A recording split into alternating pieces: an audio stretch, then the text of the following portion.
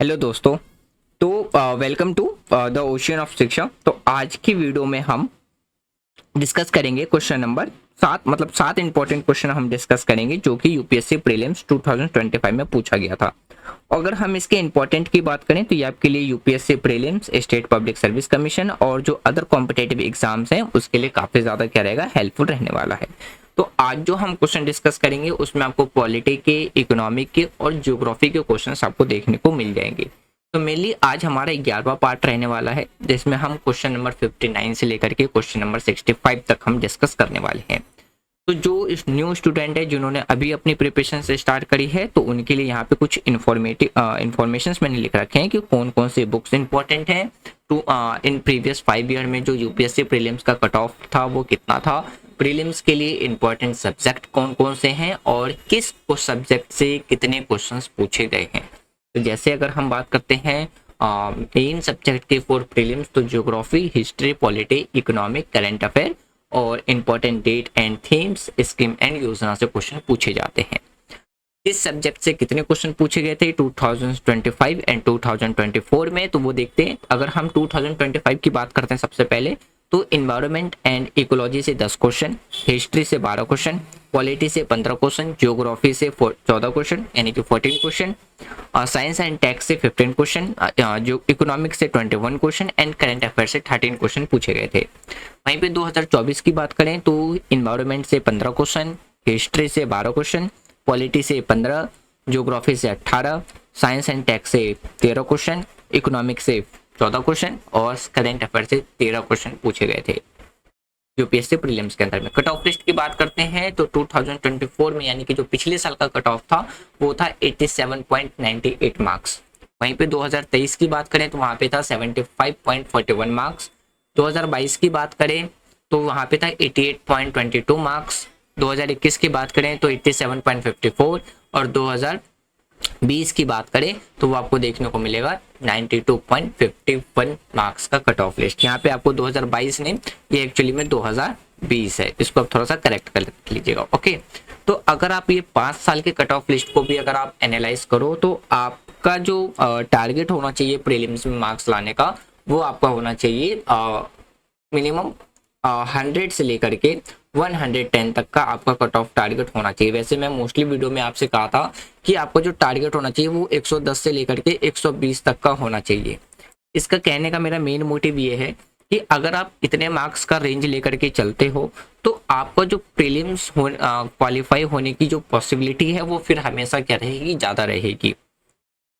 आपको ये भी पता होगा कि यूपीएससी प्रीलिम्स में 2 पेपर होते हैं, एक होता है हमारा जीएस का जिसमें ये सारे सब्जेक्ट्स पूछे जाते हैं और दूसरा होता है हमारा सी सेट का।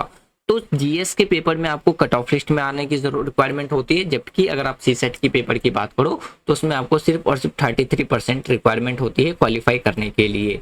उसमें भी आपसे कितने क्वेश्चन होते हैं, उसमें सी सेट में आपसे 80 क्वेश्चन पूछे जाते हैं और 80 क्वेश्चन में से हर एक क्वेश्चन 2.5 मार्क्स का होता है और 80 से मल्टीप्लाई करोगे तो 200 मार्क्स का आपका क्या होगा, सी सेट का पेपर होता है, जिसमें से आपको 66 मार्क्स चाहिए होते हैं। तो आपको ना तो जीएस के पेपर को इग्नोर करना है ना ही सी सेट के पेपर को इग्नोर करना है, आपको दोनों पेपर लेकर के चलना है अगर आप प्रीलिम्स क्वालिफाई करना चाहते हैं तो।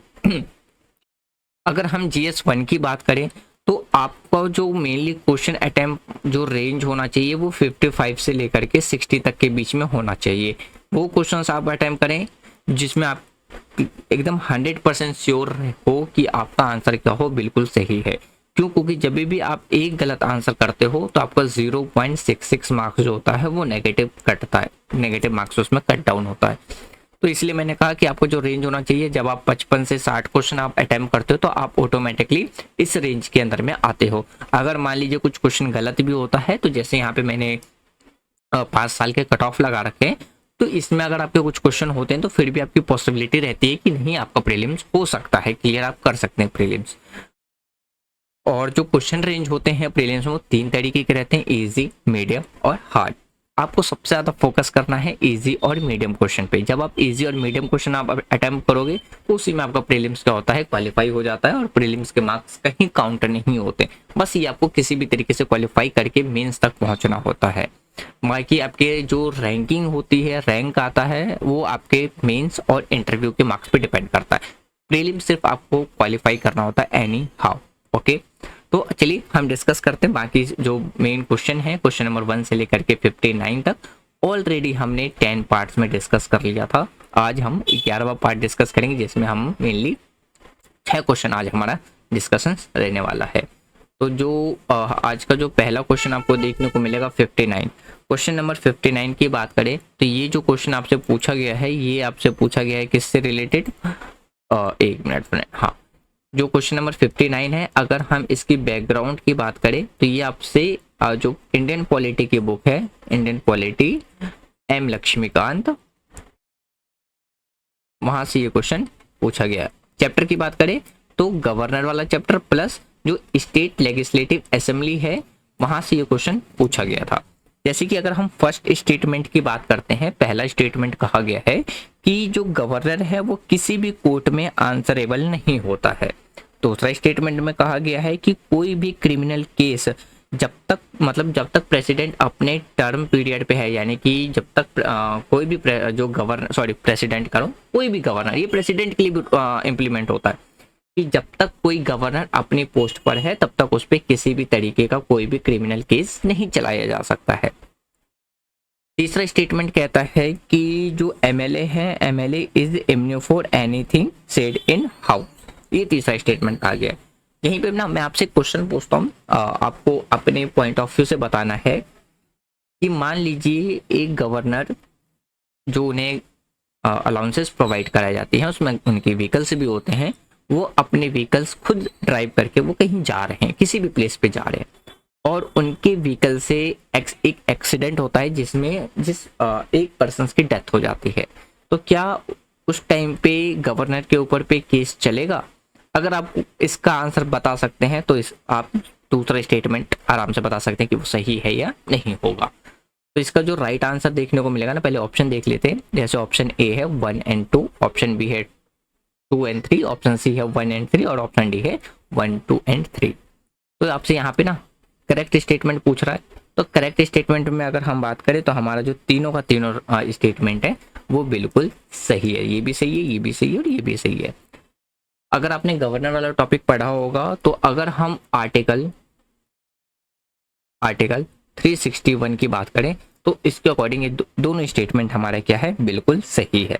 आर्टिकल 361 कहता है कि गवर्नर किसी भी कोर्ट में आंसरेबल नहीं होता है, और गवर्नर जब तक अपने पोस्ट पे है तो उस पर किसी भी तरीके से क्रिमिनल केस नहीं चलाया जा सकता। एक क्वेश्चन का जवाब और देना, आपको ये बताना है यही स्टेटमेंट में बस गवर्नर हटा करके प्रेसिडेंट, किस आर्टिकल के तहत में प्रेसिडेंट के लिए ये बात कही गई है। अगर हम थर्ड स्टेटमेंट की बात करें तो ये आर्टिकल 194 क्लॉज 2 के अकॉर्डिंग ये हमारा स्टेटमेंट क्या है, बिल्कुल सही है। तो राइट आंसर आपको क्या देखने को मिलेगा, option D is correct answer देखने को मिलेगा।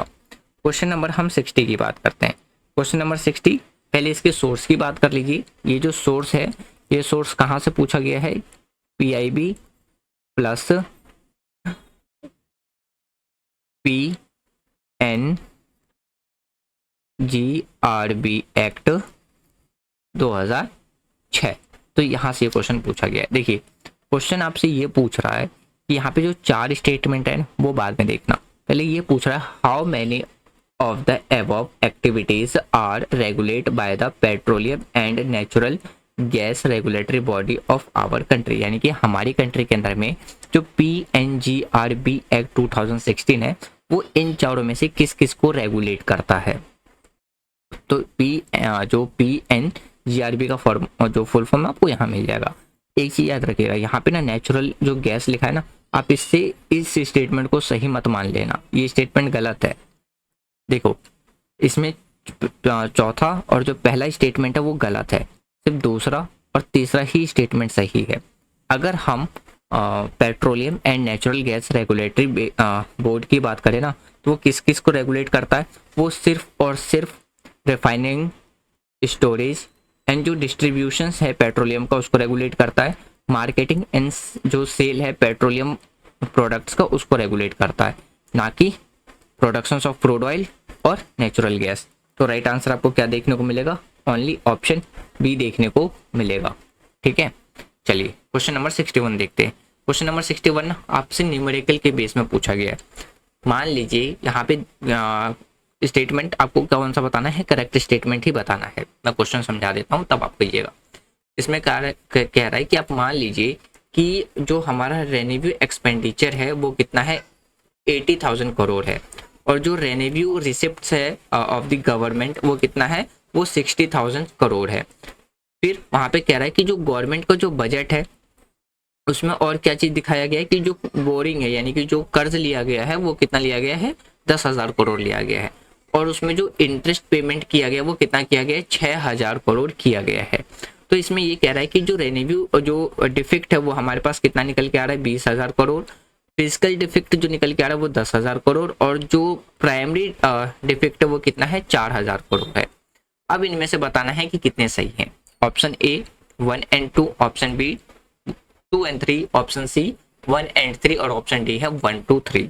अब इसको ना एक एक करके पहले सॉल्व करते हैं। तो सबसे पहले हम क्या निकालते हैं, रेवेन्यू डिफेक्ट, जो डिफेक्ट है उसको निकालते हैं। इसको निकालने के लिए हम क्या करेंगे, जो हमारे पास रेवेन्यू एक्सपेंडिचर है यानी कि जो हमारे पास 80,000 दिया हुआ है, इसमें से हम क्या करेंगे, 60,000 को हम माइनस कर देंगे। यहाँ पे आपको दिख नहीं रहा होगा, यहाँ मैं करके दिखा देता हूँ। जो हमारा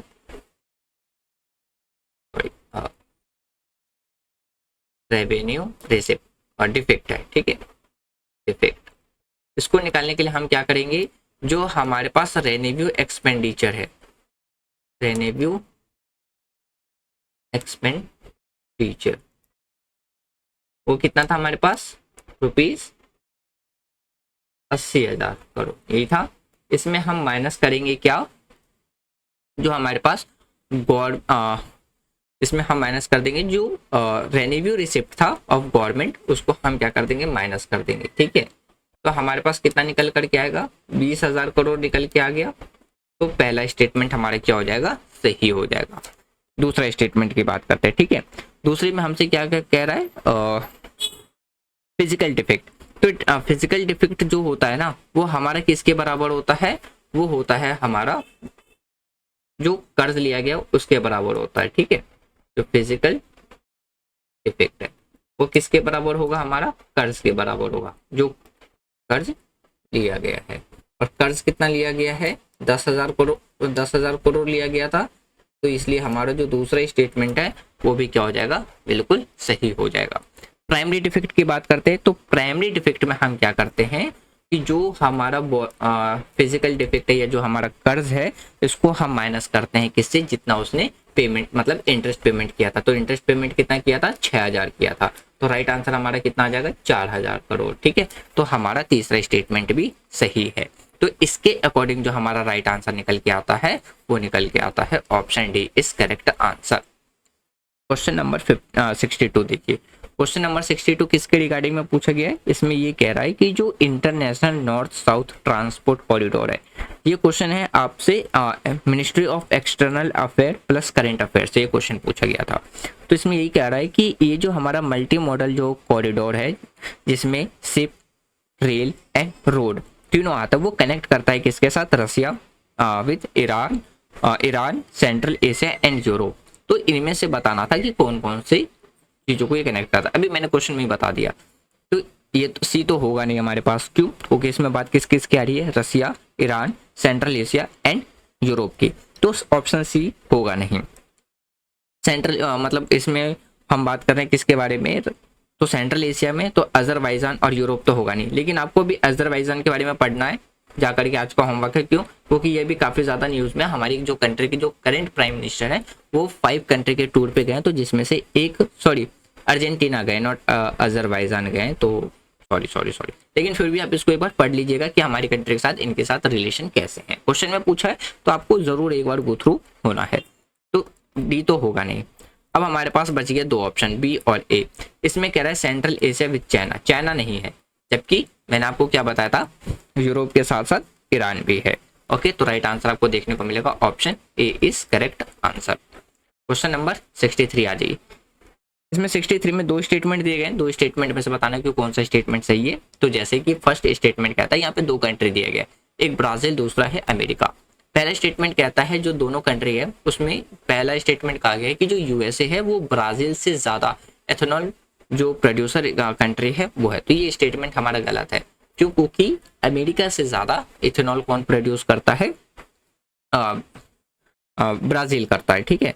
दूसरा स्टेटमेंट में कहा गया है कि जो यूएसए है वो कॉर्न बेस्ड इथेनॉल प्रोड्यूस करता है, जबकि अगर हम ब्राज़ील की बात करें तो वो शुगर कैन जो बेस है वो इथेनॉल प्रोड्यूस करता है। तो ये दोनों ही स्टेटमेंट हमारा क्या मतलब ये सेकंड स्टेटमेंट हमारा बिल्कुल सही है। तो जो राइट आंसर आपको देखने को मिलेगा वो आपको क्या देखने को मिलेगा? ऑप्शन डी देखने को मिलेगा, यानी कि statement first is not correct but statement second is correct. Okay, question number 64 पे आ जाइए। क्वेश्चन नंबर 64, इसमें भी आपके पास क्या है? दो स्टेटमेंट दिए गए और दोनों स्टेटमेंट में से बताना था कि कौन सा स्टेटमेंट इसमें से सही है, यानी कि आपसे पूछ रहा है करेक्ट स्टेटमेंट यानी कि करेक्ट आंसर।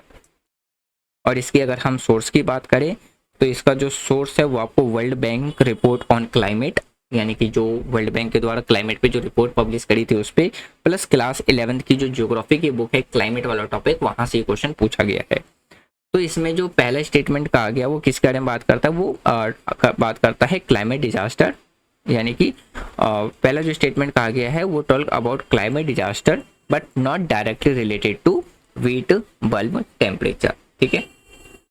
दूसरा स्टेटमेंट कहा गया है कि जो व्हीट बल्ब है उसका जो टेम्परेचर रहता है वो 35 डिग्री से कम रहता है, जिसका मतलब है कि जो बॉडी है वो कैन नॉट रिलीज हीट, और यानी कि जो पसीने होते हैं वो रिलीज नहीं कर सकता है, किसके? जो fatal for humans and animals के लिए। तो हमारा जो स्टेटमेंट है ना वो आपको क्या देखने को मिलेगा? पहला स्टेटमेंट गलत देखने को मिलेगा, दूसरा स्टेटमेंट बिल्कुल सही है। तो राइट आंसर आपको क्या देखने को मिलेगा? ऑप्शन बी, यानी कि सिर्फ और सिर्फ सेकंड स्टेटमेंट क्या हमारा सही है। लास्ट क्वेश्चन देखिए आज का, क्वेश्चन नंबर 65। तो इसमें आपसे ये पूछ रहा है जो ग्रॉस प्राइमरी डिफेक्ट जो कैलकुलेशन है वो निकालना है। तो जिसके पास अगर हम बात करें इसमें जो फिजिकल डिफेक्ट है वो कितना दे रखा है आपके पास? 50 करोड़ दे रखा है। और वहीं पे अगर हम नॉन डेबिट कैपिटल रिसिप्ट की बात करें तो वो कितना दे रखा है? 10 करोड़ दे रखा है। अब इसमें ये भी कह रहा है कि but not relevant in primary defect, जबकि इसमें जो हमारा प्राइमरी डिफेक्ट था वो नहीं दे रखा है, बट इंटरेस्ट दे रखा है कितना? 1500 करोड़। तो इसको हम कैसे निकालेंगे? तो इसको निकालने का एक फॉर्मूला हम यहाँ पे यूज करेंगे, मैं आपको ना यहाँ पे सॉल्व करके दिखा देता हूँ। जैसे हमारा क्या आएगा? सबसे पहले primary deficit equal to fiscal deficit minus interest payment. आइए देखिए यहाँ पे डिफेक्ट कितना था? 50,000 था, 50,000 करोड़ था, और इंटरेस्ट पेमेंट कितना किया जा रहा था? 1500 करोड़, यानी कि 1500। जब हम इसको माइनस करेंगे तो हमारे पास कितना आएगा? 48,500 करोड़ निकल के आएगा। तो यहीं पे कहीं पे आपको आंसर दिख रहा है? यस, ऑप्शन ए, यानी कि ऑप्शन ए हमारा क्या हो जाएगा? करेक्ट आंसर हो जाएगा। सोर्स ये आपको देखने को मिलेगा जो इंडियन इकोनॉमी है रमेश सिंह की, और जो बजट डॉक्यूमेंट है वहां से ये क्वेश्चन पूछा गया था। तो राइट आंसर ऑप्शन ए। और ऐसे ही मोर इन्फॉर्मेटिव वीडियो के लिए आप चैनल को ज़्यादा से ज़्यादा सब्सक्राइब करें, और कोई भी सजेशंस है वीडियो के रिगार्डिंग में आप कमेंट बॉक्स में बता सकते हैं। कल हमारी पॉलिटी की फर्स्ट चैप्टर की पॉलिटी का जो फर्स्ट चैप्टर है historical background of Indian constitution, जिसमें हम कंपनी रूल के बारे में बात करेंगे, उसकी वीडियो कल आपको देखने को मिल जाएगी। जैसा मैंने आपसे कहा था कि अब से रिवीजन और ज्योग्राफी 3 क्लासेस हुआ करेंगी, 4 क्लासेस हुआ करेंगी, पॉलिटी की रिवीजन, ज्योग्राफी एंड हमारी यूपीएससी प्रीलिम्स के पीवाईक्यू क्वेश्चंस का डिस्कशन। तो ऐसे ही मोर इन्फॉर्मेटिव वीडियो के लिए चैनल के साथ जुड़े रहिए, और नोट्स के लिए आप टेलीग्राम चैनल है उसका लिंक आपको डिस्क्रिप्शन में मिल जाएगा, आप वहाँ पे ज्वाइन कर सकते हैं। और क्विक रिविजन्स के लिए आपको छोटे छोटे ब्लॉक्स देखने को मिल जाएंगे स्टडी से रिलेटेड, आप उससे भी आप क्या कर सकते हो? अपना रिविजन कर सकते हो। Thanks for watching friend, take care, जय हिंद।